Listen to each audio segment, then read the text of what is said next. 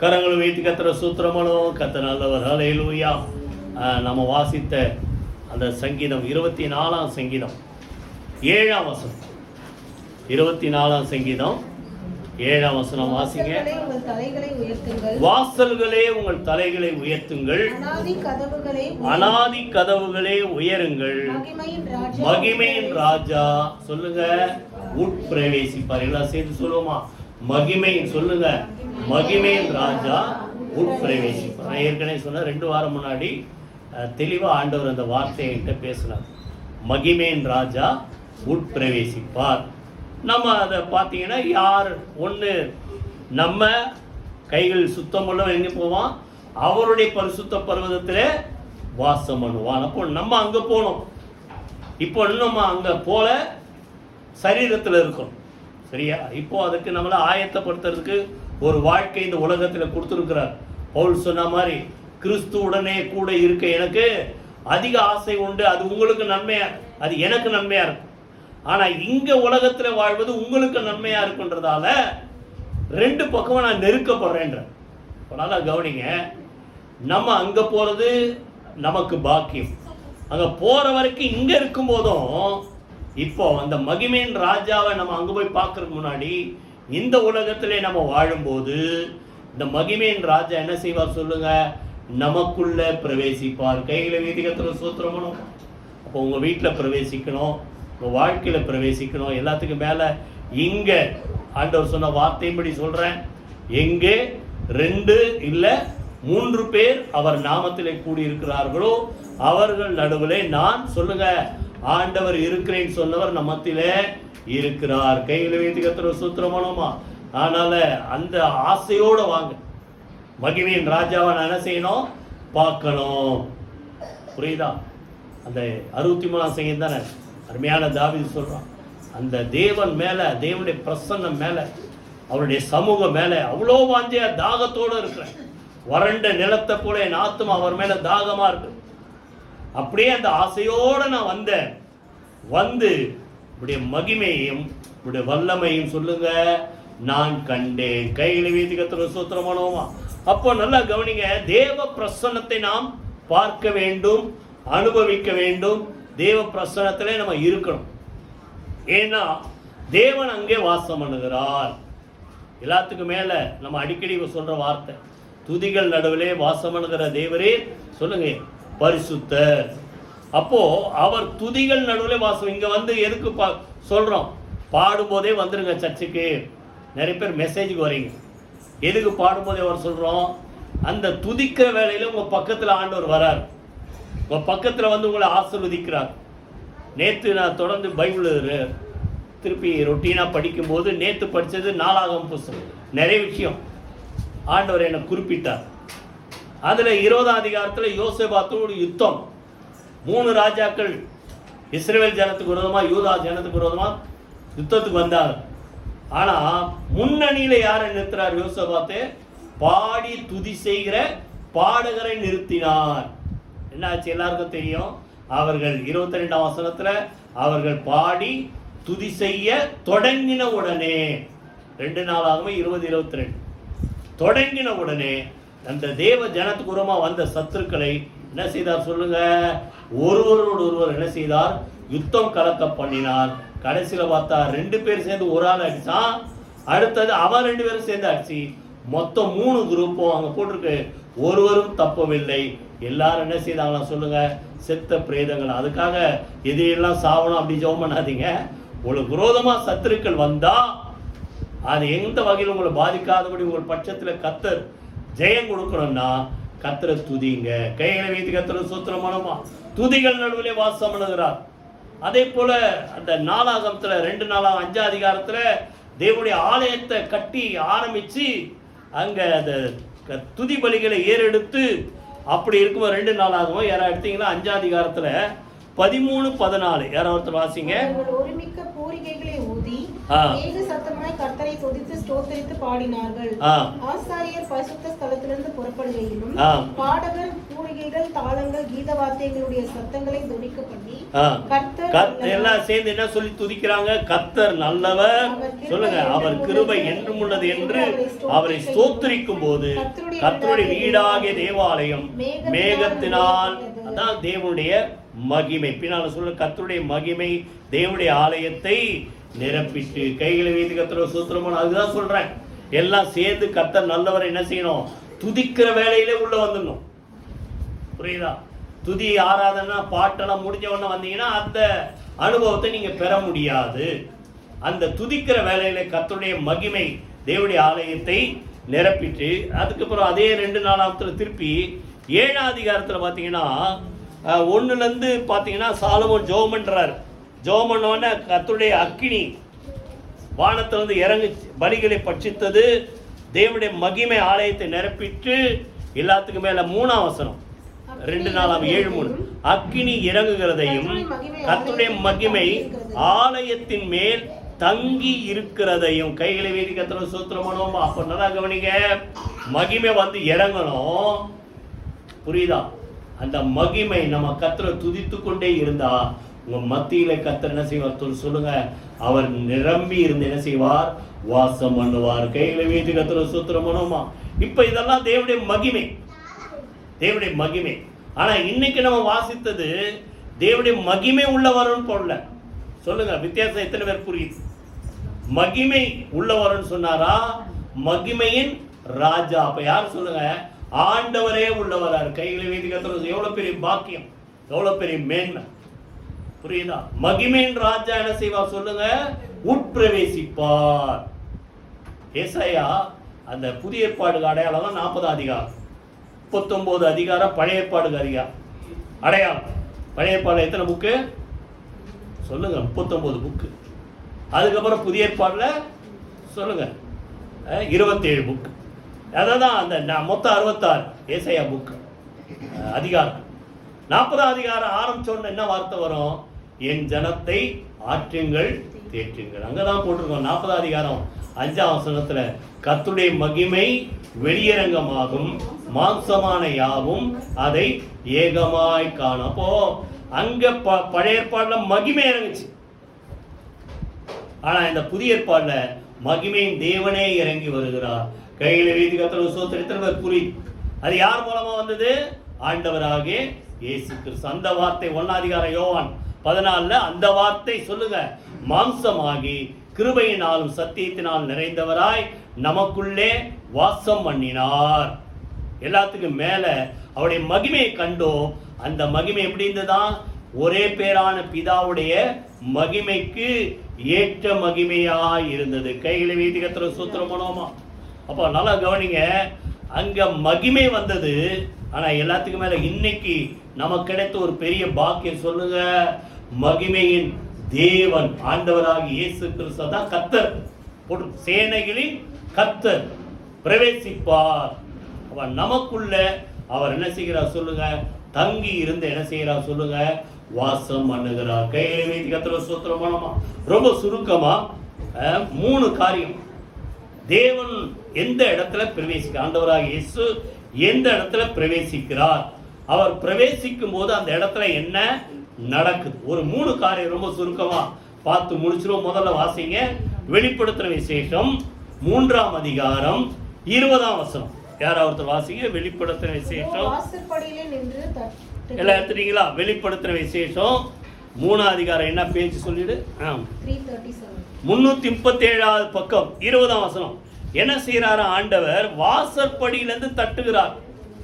ஒருவன் அவருடைய சத்தத்தை கேட்டு கதவை திறந்தால் அவனிடத்தில் நான் பிரவேசித்து அவனோட போஜனம் பண்ணுவேன், அவனும் என்னோட போஜனம் பண்ணும். நல்லா கவனிக்க, வாசப்படியில தட்டுறேன்னா வீட்டு வாசப்படின்னு நினைக்காதீங்க.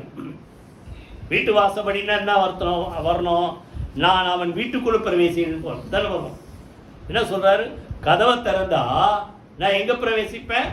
அவனிடத்தில் நான் அவங்கிட்ட நான் பிரவேசிப்பேன். அவன் என் கூட என்ன செய்வான் சொல்லுங்க? போஜனம். அவன் என் கூட உட்காந்து சாப்பிடுவான். எவ்வளவு பெரிய பாக்கியம். புரியுதா? அப்போ கதவை தட்டும்போது நம்ம ஆண்டவர் சத்தத்துக்கு செவி கொடுத்து கதவை திறந்த, ஆண்டவரே வாரும் அப்படின்னு நீங்க கதவை திறந்தா அவர் நமக்குள்ள பிரவேசிப்பார், நம்மோடு கூட என்ன செய்வார் சொல்லுங்க. போஜனம்னா அதை ஒரு ஃபெல்லோஷிப், ஐக்கியம். எல்லாரும் உங்க வீட்டுக்கு எத்தனை பேர் வருவாங்க? அட்ரஸ் கேட்க வருவாங்க, இல்லை அப்புறம் இபி மீட்டர் ரீடிங் எடுக்க வருவாங்க. எவ்வளோ பேர் வராங்கல்ல? எல்லாருக்கும் என்ன கொடுப்பீங்க? மிஞ்சி போனால் தண்ணி கொடுப்பீங்க, இல்லை கொஞ்சம் அறிமுகமான ஆளாக இருந்தால் என்ன கொடுப்பீங்க? ஒரு டீ காப்பியாக குடிச்சிட்டு போங்க, இல்லை ஒரு மோராக குடிச்சிட்டு போங்க. எல்லாருக்கும் சோறு போடுவீங்களா? சோறு போட்டால் நல்ல பாக்கியம். அந்நியரை உபசரிக்க மறவாதிருங்கள். புரியுதா? அப்போது நல்லா கவனிங்க. எதுக்கு சொல்கிறேன்னா, அந்த போஜனம் பண்ணுறது எதை குறிக்கிறதுனா, ரொம்ப அந்யோன்ய ஐக்கியம் இருந்தால் தான் அந்த சாப்பாடெல்லாம் கிடைக்கும். இப்போ ஆண்டவர் சொல்கிறாரு, நான் அவனுக்குள்ள பிரவேசிப்பேன், அவன் இருதயத்துக்குள்ள பிரவேசிப்பேன். ரெண்டாவது, அவனோடு கூட என்ன செய்வேன் சொல்லுங்க, போஜனம் பண்ணுவேன்னா அவனோடு ஐக்கியமா இருப்பேன். அப்படி இருந்தா என்ன பாக்கியம் சொல்றாரு, நான் ஜெயங்கொண்டு என் பிதாவுடைய சிங்காசனத்தில் அவரோட கூட உட்கார்ந்தது போல. நல்லா கவனிங்க, அவர் சாப்பிட்றோம் பாருங்க, அவர் கூட உட்கார்ந்து. அது மாத்திரமல்ல, இன்னொரு இடத்துல சொல்றார், இங்க நிற்கிறவர்கள் பாக்கியவான்கள், அவர்கள் பிதாவுடைய சமூகத்தில் என்ன செய்வார்கள், போஜனம் பண்ணுவார்கள் சொல்றார். அது ஒரு பெரிய பாக்கியம். அது மாத்திரமல்ல, என்ன சொல்றாரு, நான் அவருடைய சிங்காசனத்தில் பிதாவுடைய சிங்காசனத்தில் உட்கார்ந்தது போல ஜெயம் கொள்ளுகிறவன் எவனோ அவனும் என்னுடைய சிங்காசனத்தில் என்னோட கூட உட்காரும்படி அருள் செய்வேன். அப்ப கதவை திறந்தாதான் இதெல்லாம் வருவாரு, ஐக்கியம் கொள்ளுவாரு, உறவோடு இருப்பாரு, சாப்பிடுவாரு. எல்லாத்துக்கும் மேல நம்மளை எங்க கொண்டு உட்காரப்பார் சொல்லுங்க, அவருடைய சிங்காசனத்தில் அவரோடு கூட சொல்லுங்க உட்காரும்படி அருள் செய்வார். அப்ப நல்லா கவனிங்க, இது ரெண்டு வகையிலும் குறிக்கும். இன்னும் ஆண்டவர் ஏற்றுக்கொள்ளாத மக்களுக்கும் கதவை தட்டும்போது என்ன செய்யணும், திறக்கணும். என் வாழ்க்கையில அப்படிதான் ஒரு தடவை கதவை தட்டினார். கரெக்டா 1984 கிறிஸ்துமஸ் அன்னைக்கு. புரியுதா? அதுக்கு முன்னாடி கொஞ்சம் கொஞ்சம் தெரியும் இயேசுவை பத்தி ஃப்ரெண்ட்ஸ் மூலமா. ஆனா அன்னைக்கு தான் ஆண்டவர் முகமுகமா எனக்கு தரிசனமானார். புரியுதா? உன் வாழ்க்கை எனக்கு கொடுன்னாரு. அன்னைக்கு ஒப்பு கொடுத்தேன். இன்னைக்கு வரைக்கும் கர்த்தர் நடத்துறார். கைகளை வீதி கர்த்தர் சூத்திரமணும். அப்போ அவர் சத்தத்தை கேட்டா நம்ம கதவை திறந்த, ஆண்டவரே என் வாழ்க்கையில வாங்கன்னு சொன்னா உள்ளவர். அது இப்போதான் ரட்சிக்கப்படுற மக்கள், புதிதா இன்னும் இயேசுவை அறியாத மக்களுக்கும் அதான். ரெண்டாவது, இயேசு அறிந்த மக்களுக்கும் சொல்றாரு, கதவை தட்டும் போது என்ன செய்யணும், மூடிக்க கூடாது. என்னாவது, அது முந்தின வசனம் வாசிங்க 19. நான் நேசிக்கிறவர்கள் எவர்களோ அவர்களை கடிந்து கொண்டு சிட்சிக்கிறேன், ஆகையால் நீ ஜாக்கிரதையாய் இருந்து என்ன செய், மணந்திரப்போ. ஆண்டவரை ஏற்றுக்கொண்டவங்க வாழ்க்கையில ஒரு சில காரியங்கள் சரியில்லைன்னா என்ன செய்வாரு, ஆண்டவர் பேசுவார். எத்தனை பேர் இருக்கு கவனிங்க, ஆண்டவர் பேசுறத கேட்கணும். ஓ, எல்லா காரியமும் உங்ககிட்டயும் பேசுவார். பேசுறாரா சொல்லுங்க, உங்ககிட்டயும் பேசுறாரு. அதே நேரத்தில் நான் இதெல்லாம் உட்காந்து வாரம் முழுசும் உட்காந்து பைபிள் படிச்சு உங்களுக்காக வார்த்தை கொண்டு வரும்போது உங்க இந்த வார்த்தை மூலமா உங்க கூட பேசுறார். வேதத்தை சங்கீதத்தை படிக்கும்போது உங்க கூட பேசுறார். அப்போ சொல்றதெல்லாம் யார் பேசுறது, அவர் பேசுறது. அப்போ இயேசுவை ஏற்றுக்கொள்ளாத மக்களுக்கும் பேசுறார், கதவை தரேன்றார். இயேசுவை ஏற்றுக்கொண்ட மக்கள், ஏற்கனவே விசுவாசியா இருக்கிற மக்கள், அவங்களுக்கு சொல்றாரு, நேசிக்கிறவர்களை நான் கடிந்து கொண்டு என்ன செய்கிறேன், சிட்சிக்கிறேன். அப்போ சரியில்லைன்னா என்ன செய்வாரு, நீ சரியில்லை சரி பண்ணு சொல்றாரா இல்லையாங்க? சொல்லும் போது நம்ம என்ன செய்யணும், சரி பண்ணிக்கணும். புரியுதா?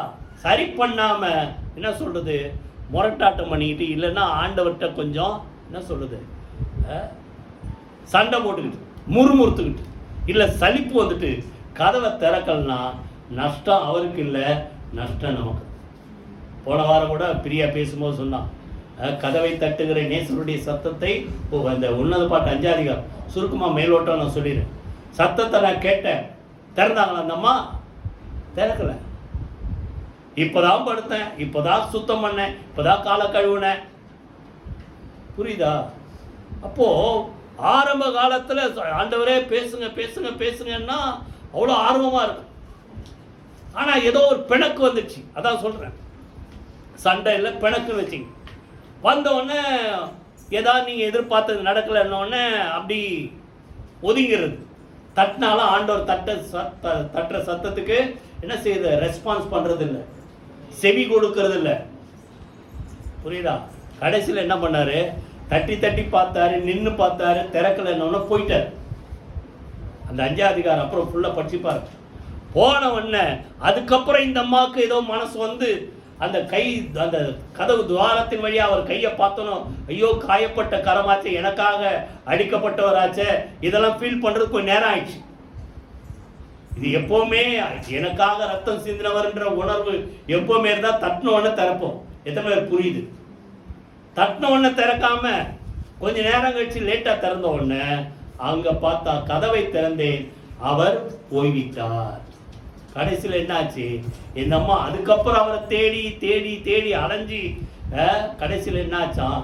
காவல்காரரால சேதப்படுத்தப்பட்டால். கைகளை வைத்து கத்துற சோத்திரமா. இது எதுக்கு சொல்றேன்? உங்களுக்கு அப்படி இருக்கணும்ன்றது. தட்டும் போது என்ன செய்யுங்க? கதவை என்ன செய்யுங்க? திறக்கணும். புரியுதா? அப்போ அவர் உள்ள வந்தா எல்லாமே நல்லா நடக்கும். என்ன சொல்றாரு?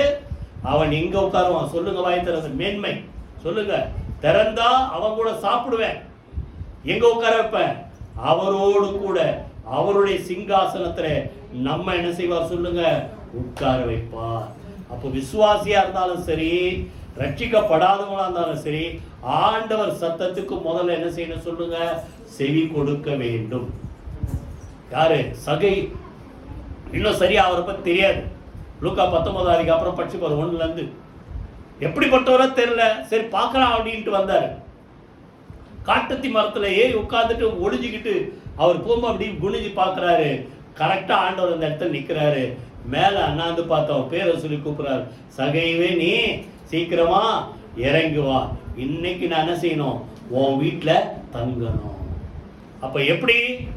அவன் இருதயத்துல இருக்கிற அந்த ஆர்வம் எத்தனை பேர் புரியுது? அந்த ஆர்வம் இருந்தா உன் வீட்டுக்குள்ள கர்த்தர் அங்க பாத்தீங்கன்னா என்ன அர்த்தம்? இந்த வீட்டுக்கு இன்றைக்கு என்ன வந்தது?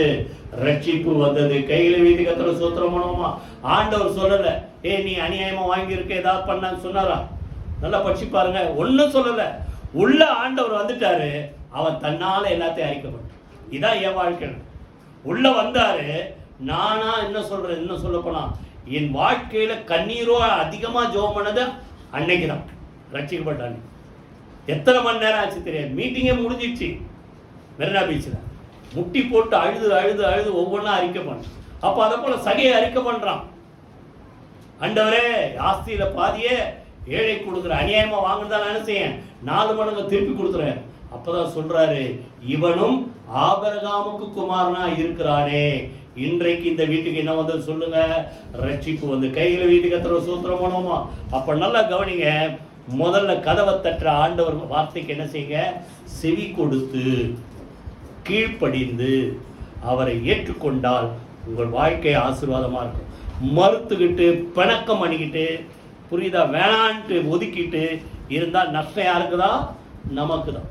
அது முதல்ல.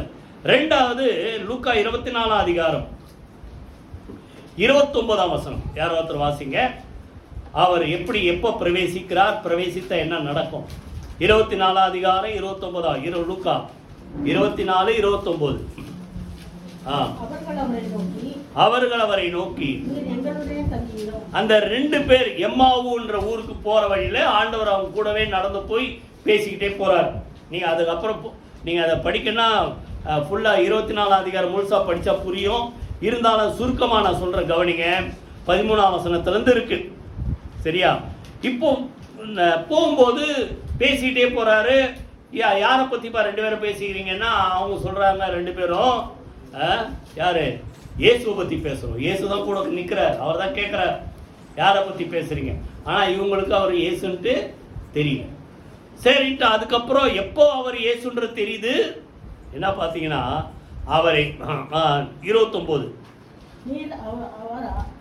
நீர் எங்களுடைய அவர்கள் அவரை நோக்கி நீர் எங்களுடனே தங்கியிரும், சாயங்காலம் ஆயிற்று, பொழுதும் போயிற்று என்றால் அவரை வருந்தி கேட்டுக்கொண்டார்கள். அப்பொழுது அவர் அவர்களோடு தங்கும்படி உள்ளே போனார். சொல்லுங்க வார்த்தை, மகிமையின் ராஜா. சொல்லுங்க, அதை மறக்காதீங்க. மகிமையின் ராஜா ஆண்டவராக இயேசு உள்ளே பிரவேசித்தார். எப்போ உள்ள வந்தாரா? வருந்தி கேட்டுக்கொள்ள. எத்தனை பேர் சொல்லுங்க வருந்தி கேடு? அப்படின்னு அர்த்தம், அந்த தீராத ஒரு ஆசை வாஞ்சையோட, ஆண்டவரே நீங்க என் வாழ்க்கையில என் குடும்பத்துல வாரும் தங்கிரும் சொன்னா கர்த்தர் நிச்சயமா உள்ள பிரவேசிப்பார். கைகளை வைத்து கர்த்தர். காரணம் 28 சொல்றாரு, அவர் அப்புறம் போறவர் போல காண்பித்தார். ரெண்டு ஒரு ஜங்ஷன் வருது, இப்ப இங்க போறதா அங்க போறதானே, இவங்க இங்க போகணும்னு அவருக்கு தெரியும்.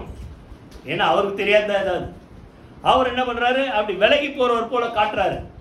அப்பதான் இவங்க ரெண்டு பேரும் கூப்பிடுறாங்க, ஐயா பொழுது போச்சு, சாயங்காலம் ஆச்சு, நீங்க எங்க விட்டு போவாதீங்க, எங்க கூட வந்து என்ன செய்யணும், எங்க வீட்டுல சொல்லுங்க தங்கி இரும் என்று சொல்லி அவரை வருந்தி கேட்டுக்கொண்டார்கள். அப்பொழுது அவர் அவர்களுடைய கூட தங்கும்படி உள்ளே போனார். எல்லாம் பார்த்தீங்கன்னா பின்னால பார்த்தா 30ஆம் வசனத்துல, அவர்களோட அவர் பந்தி இருக்கையில் அவர் அப்பத்தை எடுத்து ஆசீர்வதித்து பிட்டு அவர்கள் கொடுத்தார். அப்பொழுது அவர்களுடைய கண்கள் திறக்கப்பட்டு அவரை அறிந்து கொண்டார்கள். கைகள் வீதி கத்திர சூத்திரமனோமா. இப்ப நல்லா கவனிங்க, அவர் யாருன்றது எப்ப தெரியுது? உள்ள அவர் வந்தார். புரியுதா? எப்போ வந்தாரு? வருந்தி கேட்டுக்கொண்டார்கள். புரியுதா? ஆண்டவரே, ஒரு பாட்டு பிள்ளைங்க அடிக்கடி பாடும், என்ன, என் என் கூடவே இரும் ஓ இயேசு, நீர் இல்லாமல் சொல்லுங்க, அது பாட்டுக்காக எப்பவுமே இருக்கணும்.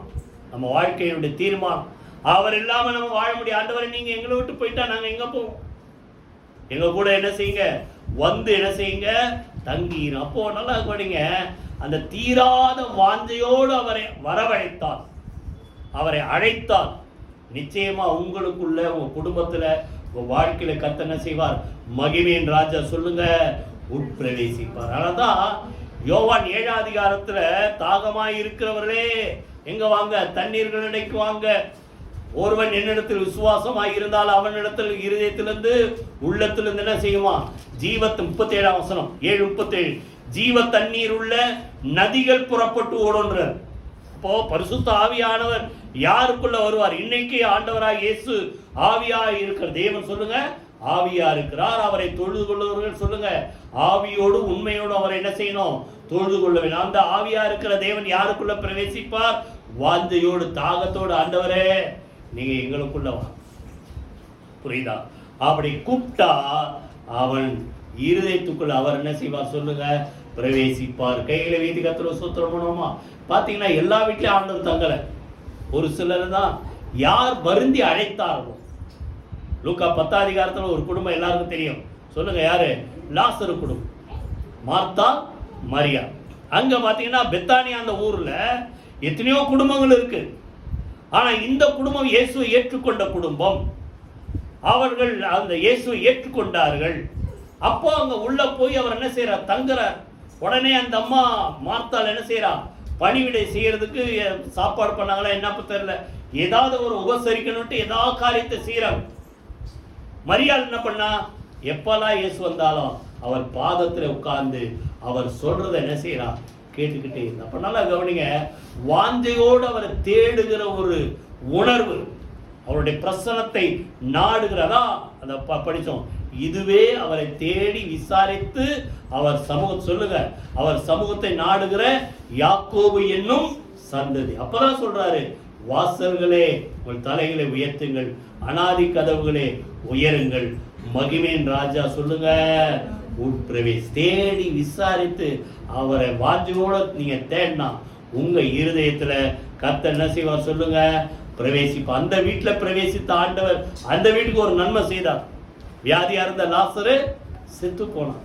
அடக்கம் பண்ணி 4 நாள் கழிச்சு அவனை உயிரோடு எழுப்பி அந்த குடும்பத்திலே ஒரு அற்புதத்தை செய்தார்.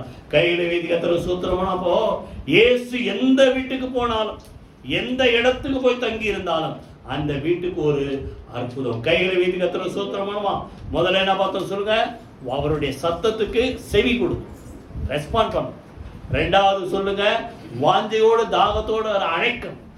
3வது 2 கொரிந்தியர் 7ஆம் அதிகாரம் 2 கொரிந்தியர் 7 அதிகாரம் எடுத்துங்க 14ஆம் வசனத்துல இருந்து. இப்படி இருக்கு உங்களுக்கு புகழ்ச்சியாய் 6ஆம் அதிகாரம் அந்நிய நுகத்திலே அவிசுவாசிகளுடன் பிணைக்கப்படாதிருப்பீர்களாக. நீதிக்கும் அநீதிக்கும் சம்பந்தம் ஏது? ஒளிக்கும் இருளுக்கும் ஐக்கியம் ஏது? கிறிஸ்துவுக்கும் பேலியாளுக்கும் இசைவேது? அவிசுவாசியுடனே விசுவாசிக்கு பங்கேது? தேவனுடைய ஆலயத்துக்கும் விக்கிரகங்களுக்கும் சம்பந்தம். இதெல்லாம் ஏது ஏது ஏது? விசுவாசிக்கு யாரோட சம்பந்தம் ஏது? அவிசுவாசியோட சம்பந்தம் ஏது? ஒளிக்கும் இருளுக்கும் ஐக்கியம் ஏது? தேவனுடைய ஆலயத்துக்கும் விக்கிரகங்களுக்கும் சொல்லுங்க சம்பந்தம் ஏது? இதெல்லாம் சொல்றாரு. சொல்லிட்டு நான் அவர்களுக்குள்ளே, அப்ப கவனிங்க, மகிமையின் ராஜா உள்ள வரணும்னா, அவர் உள்ள வந்து வாசம் பண்ணணும்னா என்ன செய்யணுமா? அவர் சொல்றாரு, உள்ள வந்துட்டு அவர்களோடு உள்ளாவே அவர்கள் தேவனாயிருப்பேன், அவர்கள் ஜனங்களாய் இருப்பார்கள். சரியா? இதெல்லாம் உள்ள வந்துட்டா நடக்கும். ஆனா உள்ள வர்றதுக்கு என்ன செய்யணும்? உள்ள வர்றதுக்கு என்ன செய்யணும்னா, இப்போ 17 வாசிங்க. நீ ஆனபடியால் நீங்கள் அவர்கள் நடுவிலிருந்து சொல்லுங்க புறப்பட்டு பிரிந்து போய். நல்லா கவனிங்க. அதுக்காக ஒரு அவிசுவாசியை கல்யாணம் பண்ணிட்டேன்னா உடனே டைவர்ஸ் பண்ணுங்க அப்படி பண்றதுக்கு முன்னாடி இதெல்லாம் யோசிங்கன்றார். புரியுதா? அப்போ தேவனுக்கு பிரியமில்லாத, நீங்க அப்படி வச்சுங்க, தேவனுக்கு பிரியமில்லாத காரியத்தெல்லாம் விட்டு யார் பிரியணும்? வாயே திறக்க மாட்டேங்குது. இதுக்கெல்லாம் சொல்லுங்க, யார் பிரியணும்? நம்ம தான் பிரியணும். இதை விட்டு நீ பிரிந்து போய் சொல்றாரு, அசுத்தமானதை தொடாதிருங்கள், அப்பொழுது நான் உங்களை ஏற்றுக்கொண்டு உங்களுக்கு பிதாவாய் இருப்பேன், நீங்கள் என் சொல்லுங்க எனக்கு குமாரரும் குமாரத்திகளுமாய். நம்ம அவருக்கு சொந்தமான பிதாவா இருக்கணும். அவர் நமக்கு பிதா, நம்ம அவருடைய குமாரர் குமாரத்தியா இருக்கணும்னா சொல்லுங்க எதை விட்டு விலகி போனோம்? அசுத்தமானது அப்படின்னா ஒரே வார்த்தையில சொன்னா தேவனுக்கு பிரியம் இல்லாதது. எதனால புரியுது? இந்த வாரத்தில் பழைய ஏற்பாடு போன வாரம் நினைக்கிறேன் யோசுவா பற்றி, இந்த வாரமா போன வாரம் யோசுவாவில் பார்த்தா 6ஆம் அதிகாரத்தில் எரிகோ ஜெயிச்சான். எப்படி?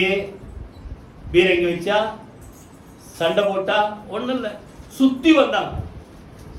சுத்தி வந்து தேவனை நாமத்தை சொல்லி ஆர்ப்பரித்தார்கள். எரிகோ கோட்டை உடைக்கப்பட்டது. துதிகளினாலே கோட்டை உடைக்கப்பட்டது. அதை ஈஸியா ஜெயிச்சாங்க. எரிகோ தரமட்டமாச்சு. அப்புறம் அதை விட சின்ன ஒரு ஊர், 6ஆம் அதிகாரம் பெரிய ஒரு ஜெயம். அதை விட சின்ன ஒரு ஊர், எது ஒரு பேரு ஆயி. 7ஆம் அதிகாரத்தில் ஆயி என்ற ஊருக்கு வராங்க. முதல்ல போய் இப்போ அதை என்ன பண்ணுறாங்க, வேவு பார்த்துட்டு வந்து சொல்கிறாங்க, ரொம்ப சின்ன ஊர், கொஞ்சம் பேர் தான் இருக்கிறாங்க, எல்லாரும் பொறுத்தவரை ஒரு 3000 பேர் போனால் ஈஸியாக ஜெயிச்சிடலாம். ஆனால் என்ன ஆச்சு? அதே போல் புறட்டு போனால் அங்கே இவங்க ஜெயிக்கல, அவங்க இவங்களை கொண்டு போன. எத்தனை பேர் கொண்டு போட்டாங்க தெரியுமா? 36 பேர். அப்புறம் எடுத்து படிச்சு பாருங்க 7ஆம் அதிகாரம். இப்போ இவங்களுக்கு பயம் வந்துச்சு. யாருக்கு? யோசுவாக்கும் தேவ ஜனங்களுக்கும் பயம் வந்துச்சு. ஐயோ, முதல் தோல்வி. இதுவரைக்கும் எல்லாத்தையும் என்ன பண்ணாங்க? மோசே காலத்துல இருந்து ஜெயிச்சுட்டே வராங்க, எங்கேயுமே தோல்வி இல்லை. அப்போ முதல் தோல்வி. அப்போ யோசுவா வஸ்திரத்தை கிழிச்சுக்கிட்டு ஆண்டவர்கிட்ட கேட்கிறார், ஆண்டவரே, இதை எதிரிகள் கேள்விப்பட்டா எங்களை மொத்தமா நாசம் பண்ணுவாங்களே, எங்களை அழிச்சிருவாங்களே, என்ன பண்றது அப்படின்னு போது ஆண்டவர் சொல்றாரு, அந்த வார்த்தை எத்தனை பேர் படிச்சுதான் சொல்றேன், டெய்லி பைபிள் படி. அசுத்தமானதை, தீட்டானதை, பாட்டு பாடணும்ல, தீட்டானதை உங்கள் பட்சத்திலிருந்து விலக்காவிட்டால் நான் உங்கள் நடுவிலே வாசம் பண்ண மாட்டேன். யாராவது வச்சிருக்கீங்களா அந்த பேஜ்? என்ன நம்பர் அது? அசுத்தமானது. அது எடுத்தா நேரம் வந்தா எடுக்கல, வச்சிங்கன்னா சொல்லுங்க. யோசுவா 7ஆம் அதிகாரம்.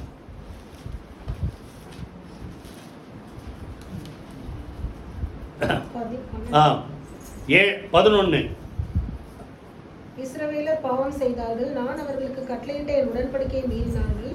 சாபத்தீடானதை எடுத்துக்கொண்டதும் களவு செய்தும் வஞ்சித்ததும் தங்கள் 13 இருக்கு. நீங்கள் சாபத்தீடானதை உங்கள் நடுவிலிருந்து விலக்காதிருக்கு மட்டும் நீங்கள் உங்கள் சத்துருக்களுக்கு முன்பாக நிற்க கூடாது. சாபத்தீடானதை உங்கள் நடுவிலிருந்து நிக்கிரகம் 12ஆம் வசனம், நிக்கிரகம் பண்ணாவிட்டால் இனி உங்க கூட இருக்க மாட்டேன். ஆனா நம்ம என்ன பாடுவோம்? கூடவே இரும் கூடவே இரும் கூடவே இரும் பாடுவோம். ஆனா உள்ள எதை வச்சிருப்போம்? சாக்காரு இல்ல, அவர் பிடிக்காதெல்லாம் உள்ள வச்சுக்கிட்டு எப்படி சாபத்தினாலத விளக்காவிட்டால் உங்க கூட இருக்க மாட்டேன்றார். ஆனா நமக்கெல்லாம் ஒன் சைடாவே வசனம் தெரியும். நான் உன்னை விட்டு விலகுவதும் இல்லை. சொல்லுங்க, அதெல்லாம் நல்ல வசனம் தான். உன்னை கைவிடுவதும் இல்லை. இதையும் படிச்சு பாருங்க. ஃபுல் பைபிள் படிச்சாதான் எல்லாமே புரியும். சாபத்தீடானதை உங்களை விட்டு விலக்காவிட்டால் நான் உங்க கூட என்ன செய்ய மாட்டேன்? இருக்க மாட்டேன். இதான் சொல்றார் கொரிந்தியர்ல. தேவனுக்கு பிரியமில்லாத காரியத்தை விட்டு நீங்கள் என்ன செய்யுங்க? சொல்லுங்க, பிரிந்து போய் அசுத்தமானதை தொடாதிருங்கள், அப்பொழுது நான் உங்களுக்கு பிதாவாயிருப்பேன். சொல்லுங்க, நீங்க எனக்கு குமாரரும் குமாரர். அப்போ கர்த்தர் கூட இருக்கணும்னா அவர் பிரியமில்லாத காரியத்தை செய்யார். உங்க குடும்பத்திலேயும் சரி, உங்க வாழ்க்கையிலும் சரி, உங்க சரீரத்துல சரி. ஒரு சரீரமானது தேவனுடைய ஆவியானவர் தங்கி இருக்கிற தேவனுடைய ஆலயம் என்று நீங்கள் அறியாதிருக்கிறீர்களா? கிரயத்துக்கு கொல்லப்பட்டீர்களே. ஆகையினாலே உங்கள் ஆவியினால் ஆத்மாவால் சரீரத்தினாலும் தேவன் என்ன செய்யுங்க? மகிமைப்படுத்துங்க. அது 1 கொரிந்தியர் 6 அதிகாரம் 3:16. உங்கள் சரீரம் தேவனுடைய ஆலயமா இருக்கிறது, தேவனுடைய ஆவி உங்களில் வாசமா இருக்கிறார் என்று நீங்கள் அறியீர்களா? இந்த ஆலயமாகிய இந்த சரீரத்தை ஆண்டவர் பிரியமில்லாத காரியத்தை, பாவங்கள், அசுத்தங்கள் இருந்தா கர்த்தர் சொல்றார், ஒருவன் தேவனுடைய ஆலயத்தை கெடுத்தால் கர்த்தர் அவனை கெடுப்பார். 3:16-17. எத்தனை பேர் புரியுது? அப்ப நல்லா கவனிங்க. கர்த்தர் உங்க கூட இருக்கணும்னா எதை வைக்க கூடாது? சொல்லுங்க, நீங்க சொல்ல மாட்டீங்களா? எதை சொன்ன? தேவனுக்கு பிரியமில்லாத அசுத்தமான காரியங்களை என்ன செய்யணும்? நம்மளை விட்டு விலக்குனாதான் கர்த்தர் நம்ம கூட இருப்பார். 3 காரியம் சொல்லணும். மகிமையின் ராஜா உள்ள பிரவேசிப்பார், நம்ம கூட தங்கி இருப்பார். முதல்ல அவர் வார்த்தைக்கு செவி கொடுத்து ஏற்றுக்கொண்டார். 2வது சொல்லுங்க, தீராத வாஞ்சையோடு அவரை அழைத்தால் வந்து தங்கி இருப்பார். 3வது அவர் பிரியமில்லாத காரியத்தை விளக்குனா மாத்திரம்தான் கர்த்தர் உங்க வாழ்க்கையில கூட தங்கி இருப்பார். எல்லாரும் எழுந்து கர்த்தரை ஸ்தோத்திரம் பண்ணி ஜெபம் பண்ணி முடிப்போம். நன்றி செலுத்துவோம். ஹல்லேலூயா. நன்றி தகப்பனே, நீ சொன்ன அந்த வார்த்தைக்காக, மகிமையின் ராஜா உட்பிரவேசிப்பா சொன்ன உம்முடைய வார்த்தைக்காக நாங்கள் நன்றி செலுத்துறோம்ப்பா. மகிமைகள் மத்தியிலே தங்கி இருக்கிறது மாத்திரமல்ல, மகிமையின் தேவன் எங்கள் மத்தியிலே ஆண்டவரே இந்த பொக்கிஷமாக எங்கள் இருதயத்தில் நீ தங்கி இருக்கிறீர், வாசம் பண்ணுகிறீர், உலாவி வருகிறீர். அதற்காக உமக்கு நாங்கள் நன்றி செலுத்துறோம் தகப்பனே. ஆண்டவரே, உம்முடைய சத்தத்துக்கு செவி கொடுத்து ஆண்டவரே உம்முடைய சத்தத்துக்கு கீழ்ப்படிந்து நாங்கள் ஏற்றுக்கொள்ளும் போது எங்களுக்குள்ள பிரவேசித்து எங்களுக்குள்ள கர்த்தர் வாசமா இருக்கிறீர். ஆண்டவரே, தீராத வாஞ்சையோடு எந்த சூழ்நிலையிலும் ஆண்டவரே உம்மை நாங்கள் வருக வருக என்று அழைத்து ஆண்டவர் உம்மை நாங்கள் காத்துக்கொள்ள எங்களுக்கு அனுக்கிரகம் செய்வீராக. உமக்கு பிரியமில்லாத காரியங்கள் எங்களுடைய வாழ்க்கையில், எங்களுடைய சரீரத்தில், எங்கள் குடும்பத்தில், எங்கள் வீட்டில் எந்த வகையிலும் உமக்கு பிரியமில்லாத அசுத்தமான காரியங்களை எங்களை விட்டு விளக்க கர்த்தர் எங்களுக்கு அனுக்கிரகம் செய்வீராக. ஒவ்வொரு மக்களையும் உடைய குடும்பங்களை கர்த்தர் பரிசுத்தமாய் காத்துக்கொள்ள அனுக்கிரகம் செய்வீராக. கர்த்தர் ஒவ்வொரு குடும்பத்தோடு கர்த்தர் வாசம் பண்ணுவதற்காக, தங்கி இருப்பதற்காக நன்றி செலுத்துகிறோம். இயேசு கிறிஸ்துவின் ஜீவனுள்ள ஜெயமுள்ள நாமத்தில் ஜெபிக்கிறோம் நல்ல பிதாவே. ஆமென், ஆமென். நம்முடைய கர்த்தராகிய இயேசு கிறிஸ்துவின் கிருபை, பிதாவாகிய தேவனுடைய அன்பும் பரிசுத்தாவியானுடைய அன்யோன்ய ஐக்கியம் நாம் அனைவரோடு, சகல பரிசுத்த அனைவரோடும் ஆண்டவராகிய இயேசு கிறிஸ்து வருகப்பட்டு இருப்பதாக. ஆமென். என் ஆத்துமாவே கர்த்தரை ஸ்தோத்திரி, என் முழுமே என்னுடைய பரிசுத்த நாமத்தை ஸ்தோத்திரி. என் ஆத்துமாவே கர்த்தரை ஸ்தோத்திரி, அவர் செய்த சகல உபகாரங்களை மறவாதே. ஆமென், ஆமென். God bless you.